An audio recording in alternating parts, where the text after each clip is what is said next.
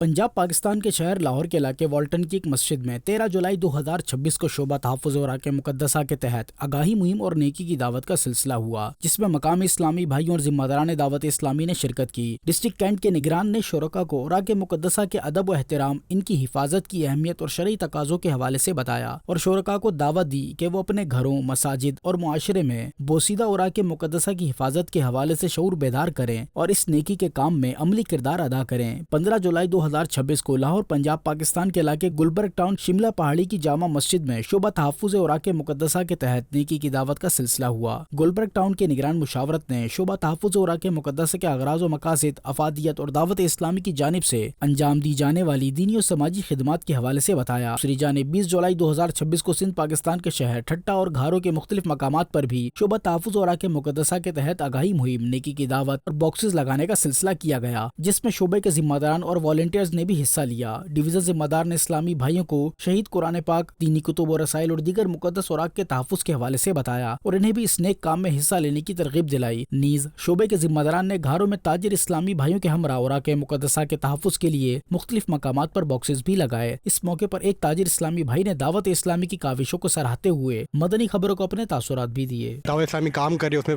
فل تعاون کریں اپنا، اور ہمارے گھروں میں ظاہر سی بات اخبارات آتے ہیں یا شادی بیاہ کے کارڈ وغیرہ آتے ہیں جس میں نام وغیرہ لکھے ہوتے ہیں، تو ہمیں چاہیے کہ وہ اس کی جگہ پہ ہم جو یہ ڈبے وغیرہ لگائے گئے ہیں اور اوراق مقدسہ کے، اس میں ہم ڈالیں۔ 21 جولائی 2026 کو شعبہ تحفظ اوراق مقدسہ کے اسلامی بھائیوں نے لاہور پنجاب پاکستان میں قائم پنجاب یونیورسٹی کے پرنٹنگ پریس ڈپارٹمنٹ میں ڈائریکٹر اور انچارج سے ملاقات کی اور انہیں شعبہ تحفظ اوراق مقدسہ کی دینی و فلاحی خدمات، مقدس اوراق کے تحفظ اور ان کے شرعی طریقہ کار کے مطابق ان کی حفاظت کے حوالے سے بتایا۔ پنجاب یونیورسٹی کے پرنٹنگ پریس ڈپارٹمنٹ کی جانب سے مقدس اوراق بھی شعبہ تحفظ اوراق مقدسہ کے حوالے کیے گئے تاکہ انہیں شرعی تقاضوں کے مطابق محفوظ کیا جا سکے۔ بعد ازاں ذمہ داران نے پنجاب یونیورسٹی کے کیمیکل ڈپارٹمنٹ کے اسسٹنٹ پروفیسر ڈاکٹر آصف سے ملاقات کی۔ اس موقع پر انہیں شعبہ تحفظ اوراق مقدسہ کی مختلف سرگرمیوں اور خدمات سے آگاہ کیا، جبکہ ڈاکٹر آصف نے شعبے کی دینی خدمات کو سراہتے ہوئے اپنے تاثرات بھی دیے۔ اور یہ بہت ہی نیک اور بہت اچھا کام کر رہا ہے۔ کاغذ انہوں نے ان کو جو ویسٹیج ہے قرآن پاک کے حوالے سے ان کو محفوظ کرتے ہیں، ان کی جو ہے وہ ہر طریقے سے ہیلپ کرنی چاہیے اور اوراق